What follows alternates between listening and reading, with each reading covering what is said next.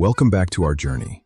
Having seen the grand icons, we now step off the beaten path to find the Paris known to the locals. The Canal Saint-Martin is the heart of trendy Paris, where the pace of life slows down to the rhythm of the water. Its arched bridges and shaded quays offer a cinematic charm that feels worlds away from the bustling boulevards. If you like this content, please help us by hitting the subscribe button and notification bell, so you can be notified when we upload additional content. We disappear into the passages couverts, 19th century glass-roofed shopping arcades that are hidden architectural jewels.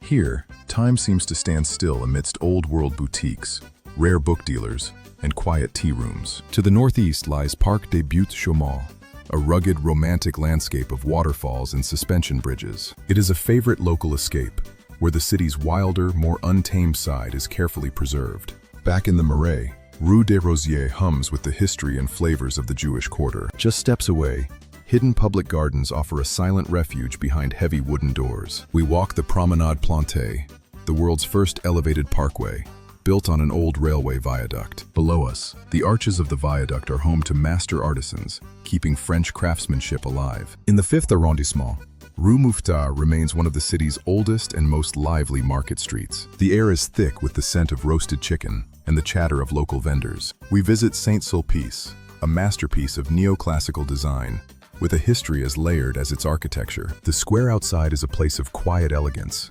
centered around one of the city's most majestic fountains. In Belleville, the city's multicultural spirit finds expression in a kaleidoscope of street art. From this hilltop, we see a different perspective of the horizon, where the modern and historic collide. Finally, we enter the hallowed grounds of Père Lachaise, the most visited cemetery in the world. It is a city of the dead that feels remarkably alive, with history, poetry, and silent reflection. Our search for the hidden side of Paris concludes here for now. In part 3, we will conclude our tour with the modern wonders and village charms. If you like this content, please help us by hitting the subscribe button and notification bell, so you can be notified when we upload additional content.